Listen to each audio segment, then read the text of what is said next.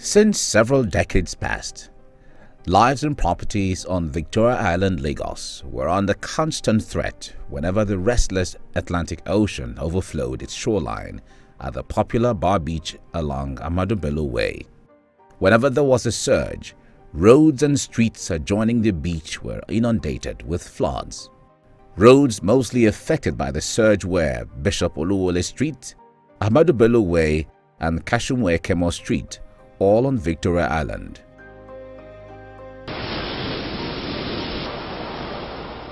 In some cases, raging waters from the Atlantic Ocean caused unprecedented flood over the entire Ahmadu Bello Way, forcing residents and commercial offices to vacate their premises.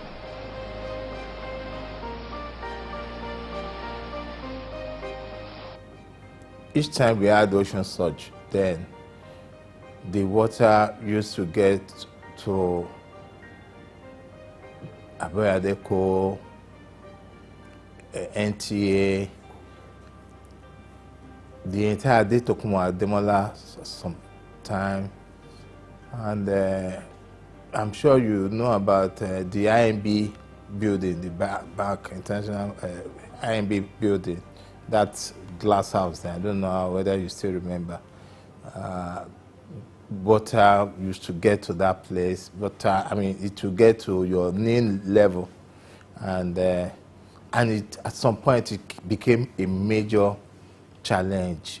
Residents and occupants of offices along the Bar Beach area of highbrow Victoria Island district were constantly on edge whenever high waves crashed on the shore, washing away the protective sand field and drowning the adjoining dual carriageway.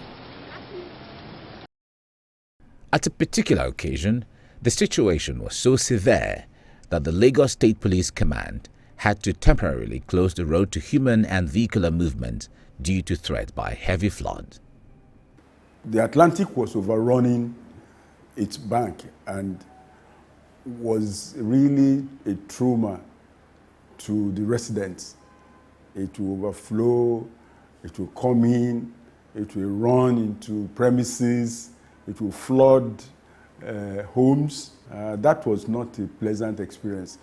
And the projection was that it was going to get worse.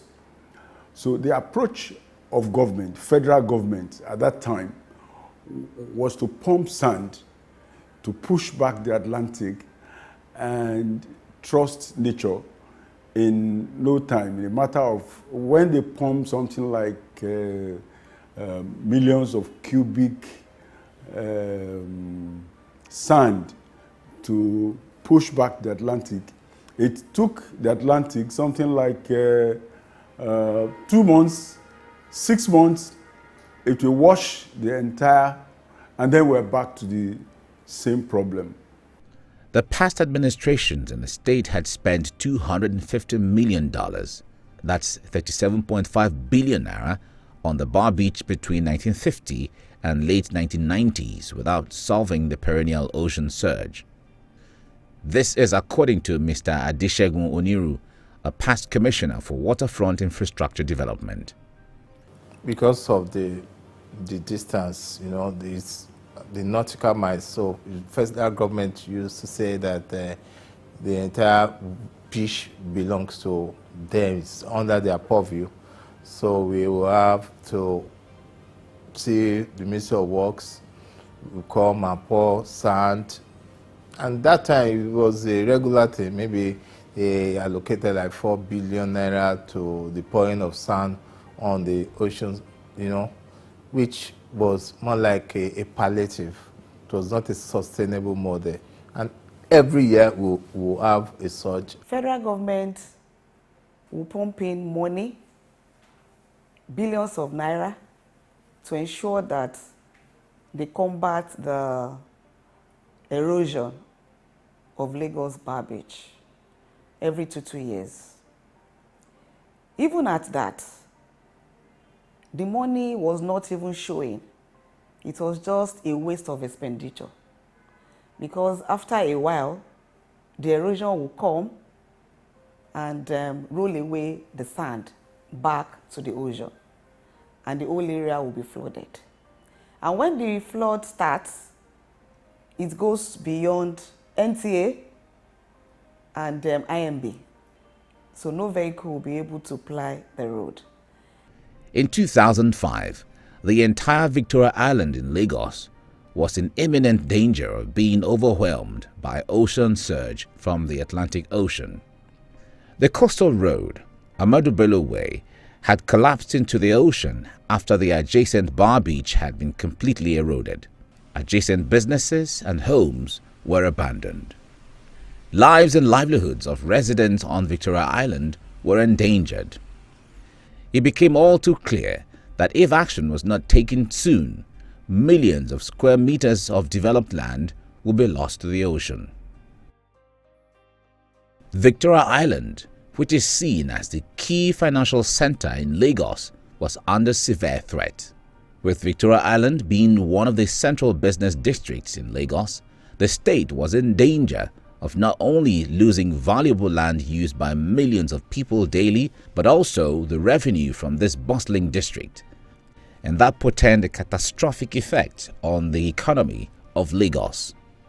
The struggle then was to get the federal government to do something better than pump sand each time the Atlantic was a problem. As it turned out, that was the farthest they could do. We were pushing, and all they were saying is that they were going to address the subject. It was estimated, using market rental rates at the time, that roughly 460 billion naira in yearly rental revenue would have been lost had Victoria Island been submerged by coastal erosion.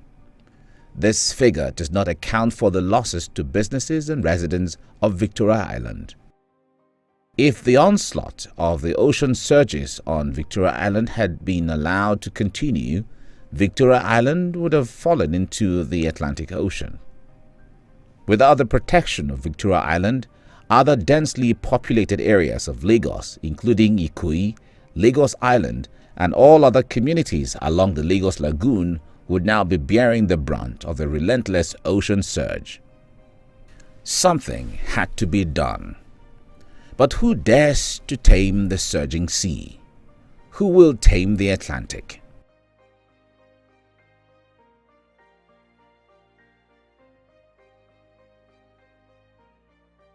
Bola Ahmed Tinubu, the then governor of Lagos State, could not bear to watch his people suffer.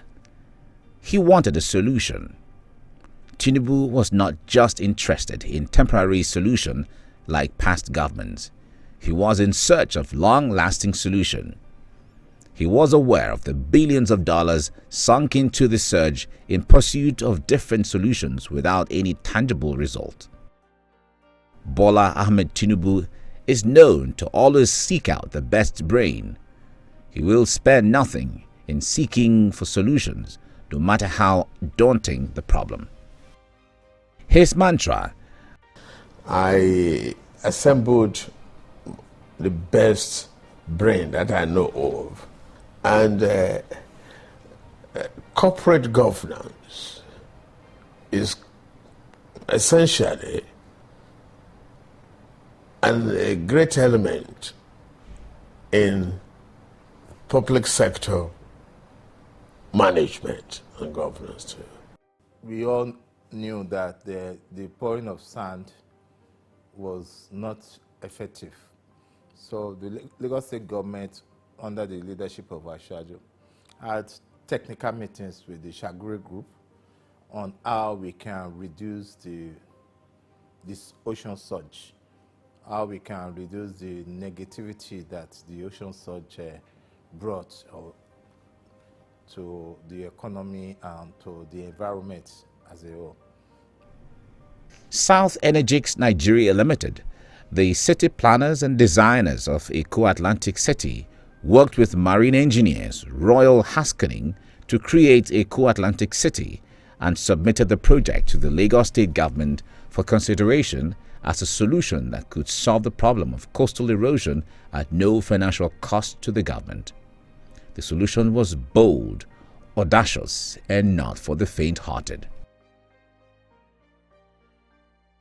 Bola Tinubu was not afraid to take this bold a step that will forever tame the erosion and give birth to the Atlantic City, or a project that would convert the liability to an asset that would benefit Lagos State and the Nigerian people at large.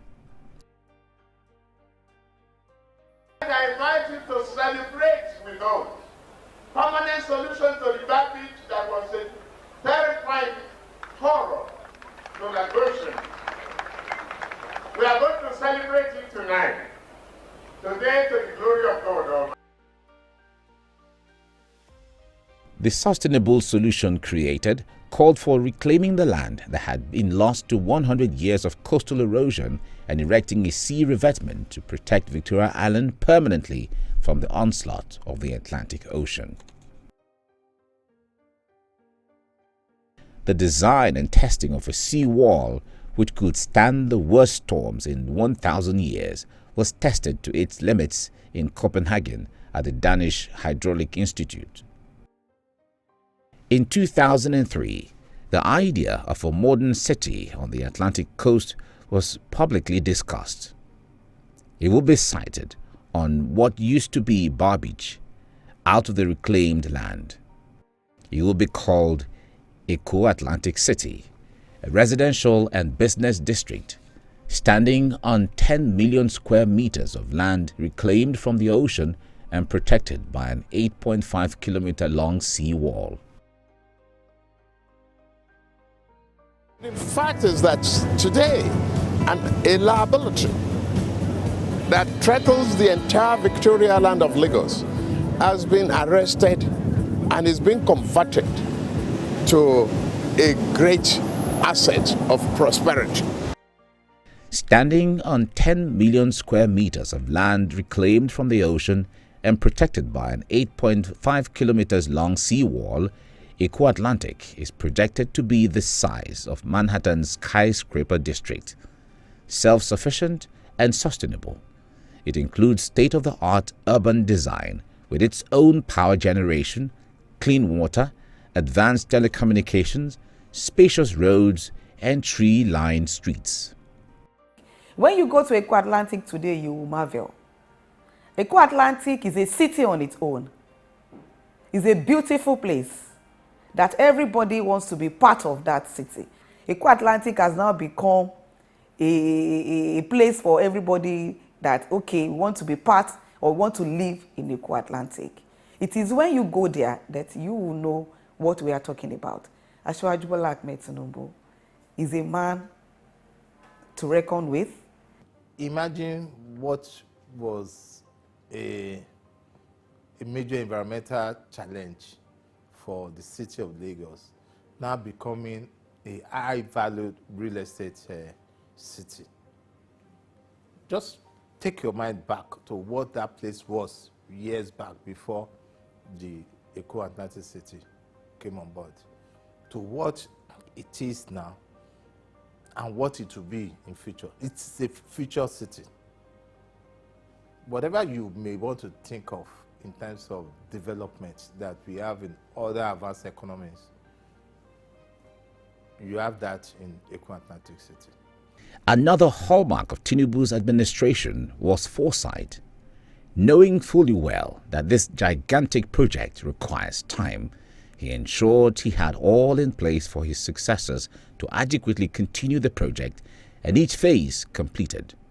Though out of office, Eko Atlantic stands tall for all to see.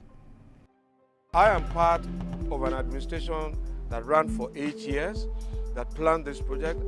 So I was persuaded not only by its merits, but also its benefits. And seamlessly, I have taken it on as my own baby to deliver it. Today, the Lagos Atlantic City is the pride of every Lagosian and every Nigerian. It has become the location of choice for embassies and top-line global businesses. The first new city to be developed in Nigeria since Abuja was occupied in 1991. It is the stuff of legend. Some experts are saying that, but for this effort, we probably may not be having Victoria Land the way it is now. Of course, there have been challenges But we are happy that the engineers, the contractors, all involved there are standing to ensure that whatever problems arose, they can make effort to mitigate the ill effects, so to say. Not done with the Lagos beach, Tinubu on his campaign trail has promised similar treatment for the communities being threatened by the Atlantic across the nation's shoreline. I am an expert. I know the road. I took on Lagos. I clean it up, develop it, face the Atlantic, and conquer the Atlantic for Lagos State. I promise you, your house, your papa house, your mother house, your grandparents' house will no longer be washed away by the flood. Asiwaju Bola Ahmed Tinubu can be described as visionary leader, a political pathfinder, nationalist, courageous, reliable, dependable, passionate, and detribalized Nigerian who has contributed to the socio-political and economic growth of Lagos State and Nigeria. As pathfinder, Asiwaju charted the developmental trajectory of modern Lagos, raising the bar of governance and public service in the state and indeed Nigeria. The former governor left with impeccable records in Lagos State after setting the right template for economic growth and political stability. Bola Ahmed Tinubu, the man who tamed the Atlantic, is poised to rescue Nigeria's economic shoreline from the raging winds of global depression and insecurity. He has done it before. He will do it again.